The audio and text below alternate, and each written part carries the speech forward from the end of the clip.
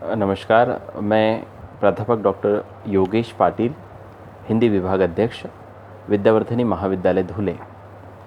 मेरे आलेख का शीर्षक है प्रवासी भारतीय साहित्यकारों का हिंदी कहानी साहित्य में योगदान। पूर्णिमा बर्मन द्वारा संपादित वतन से दूर के विशेष संदर्भ में। भारत के अन्य देशों में जो हिंदी साहित्य रचा जा रहा है, उससे अनायास ही हिंदी भाषा समृद्ध हुई है और उसका वैश्विक स्वरूप विकसित हो रहा है। पिछले कुछ दशकों में यह विकास बड़ी तेज़ी से हुआ है और उसमें प्रवासी कहानीकारों का योगदान विशेष उल्लेखनीय है। यदि आज हिंदी विश्व की सर्वाधिक बोली जाने वाली 3 भाषाओं में से एक है, तो इसका श्रेय निश्चित रूप से प्रवासी साहित्यकारों को जाता है। एक तो इसका श्रेय विशाल प्रवासी साहित्यकारों को तो जाता है, जो भारत से अपने वतन से दूर अन्य देशों में जाकर बसने के बावजूद हिंदी को अपनाए हुए हैं। हिंदी के विश्व भाषा बनने में प्रवासी साहित्यकारों का योगदान महत्वपूर्ण है। विदेशों में रचा जा रहा हिंदी साहित्य उस देश के परिवेश से ही हमारा परिचय नहीं कराता, वरन उसकी भाषा से शब्द भी ग्रहण करता है। फलस्वरूप हिंदी का भी एक नया स्वरूप आज वर्तमान में विकसित होता हुआ हमें दिखाई दे रहा है।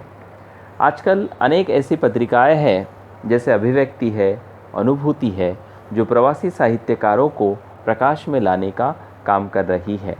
आज हम अभिव्यक्ति इस पत्रिका के माध्यम से अनेक नवोदित प्रवासी लेखकों को एक सशक्त मंच प्राप्त हुआ। इस पत्रिका के द्वारा सन 2002 में आयोजित अभिव्यक्ति कथा महोत्सव के अंतर्गत प्रकाशित कहानियों का संकलन वतन से दूर शीर्षक से कहानी संकलन के रूप में प्रकाशित हुआ, जिसका संपादन पूर्णिमा बर्मन इन्होंने किया था। बाद में 1911 में यह कहानी संग्रह के रूप में भी प्रकाशित हुआ। कहानी संग्रह का नाम है वतन से दूर, और इस संग्रह की जो कुछ प्रमुख कहानियाँ हैं, जिनमें से सबसे पहली कहानी आती है अश्विन गांधी के द्वारा लिखी गई अनजाना सफ़र, जो आजकल के युवकों की भूमिका को दर्शाता है। इसी के साथ साथ जो प्रमुख कहानियाँ हैं सुरेंद्र नाथ तिवारी जी की उपलब्धियाँ नाम की कहानी, उनकी बड़ी ही संवेदनशील कहानी है। शैल अग्रवाल के द्वारा लिखी गई कहानी वापसी अत्यंत महत्वपूर्ण कहानियों में से एक है।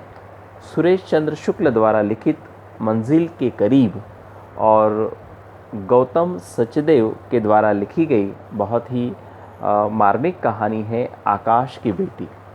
तो इन कहानियों के ज़रिए हमें प्रवासी साहित्य का एक परिदृश्य हमारे सम्मुख आता है।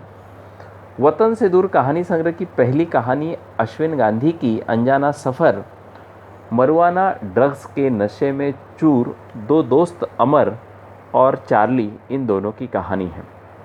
अमर कंप्यूटर कंपनी में काम करता है, उसकी मित्रता चार्ली से होती है। चार्ली जवान है, उम्र 30 साल से ही कम होगी। दोनों ही यह निश्चित करते हैं, एक पार्टी का आयोजन करते हैं।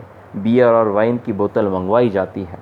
कनाडा की पृष्ठभूमि रचित इस कहानी में नशे के शौकीन अमर और चार्ली के माध्यम से कहानीकार यह रेखांकित करने में सफल रहा है कि नशा हमें खुशी या आनंद नहीं, अपितु गम या पीड़ा के अलावा कुछ भी नहीं दे सकता।